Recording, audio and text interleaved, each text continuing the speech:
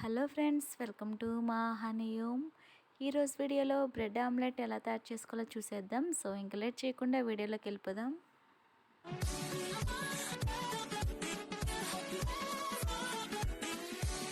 Bread omelette తయారీకి ముందుగా mixing bowl ఒకటి తీసుకొని అందులో 3 ఎగ్స్ పగలగొట్టుకొని వేసుకోండి. గుడ్లు బ్రేక్ చేసుకున్న తర్వాత అందులోనే 1 టమాటా చిన్నగా కట్ చేసుకొని వేసుకోవాలి. అలానే 1 ఉల్లిపాయ, 1 లేదా 2 పచ్చిమిర్చి సన్నగా తరిగి పెట్టుకొని వేసుకోవాలి.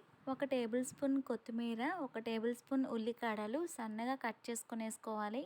నెక్స్ట్ ఇందులో రుచికి సరిపడా ఉప్పు, 1/2 టీ స్పూన్ మిరియాల పొడి, 1/2 టీ స్పూన్ కారం, చిటికెడు పసుపు వేసుకొని ఇప్పుడు స్పూన్తో అయినా విస్కర్తో అయినా సరే బాగా కలుపుకోవాలి. ఈ మిశ్రమాన్ని ఎంత బాగా బీట్ చేసుకుంటే ఆమ్లెట్ మనకి అంత ఫ్లఫీగా వస్తుంది.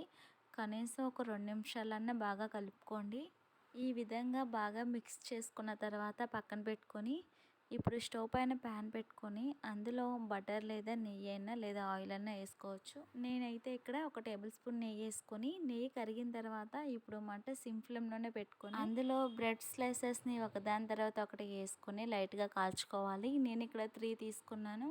ఇలా బ్రెడ్ని 2 వైపులా కాల్చుకొని పక్కన పెట్టుకొని సేమ్ అదే ప్యాన్లో లైట్గా ఆయిల్ వేసుకొని ఇప్పుడు మనం ముందుగా కలిపి పెట్టుకున్న ఎగ్ మిశ్రమాన్ని ప్యాన్లో వేసుకోండి రౌండ్గా. ఇలా చక్కగా రౌండ్గా వేసుకున్న తర్వాత ఇప్పుడు మిడిల్లో మనం కాల్చుకున్న బ్రెడ్ని ఒకటి పెట్టుకోండి. మధ్యలో బ్రెడ్ పెట్టుకున్న తర్వాత అంచంట 1 టేబుల్ స్పూన్ ఆయిల్ వేసుకొని ఇప్పుడు పైన మూత పెట్టుకొని మంట మీడియం ఫ్లేమ్లోనే పెట్టుకొని 2 లేదా 3 మినిట్స్ పాటు ఉడికిన తర్వాత మూత తీసుకొని ఇలా మధ్యలో ఉన్న బ్రెడ్ని ఇప్పుడు సైడ్స్ అంతా కవర్ చేసుకోవాలి. ఇక్కడ వీడియోలో చూపిస్తున్నట్టు ఈ విధంగా మధ్యలో ఉన్న బ్రెడ్ని ఆమ్లెట్తో కవర్ చేసుకున్న తర్వాత మరోవైపుకి తిప్పుకొని 1 నిమిషం పాటు కాలనివ్వండి.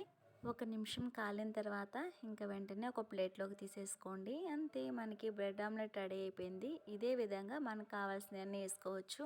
ఈ బ్రెడ్ ఆమ్లెట్ ఉదయం పూట టిఫిన్లోకైనా లేదా ఈవినింగ్ స్నాక్స్లోకైనా సరే చాలా ఈజీగా చేసేవచ్చండి. టేస్ట్ కూడా చాలా బాగుంటుంది. పిల్లలైతే మరింత ఇష్టంగా తింటారు. ఇవి డైరెక్ట్గా ఇలా తిన్నా బాగుంటాయి, లేదా టమాటా సాస్ పెట్టుకున్నా బాగుంటాయి. మరి ఈ సింపుల్ టేస్టీ స్నాక్ రెసిపీని మీరు ట్రై చేయండి.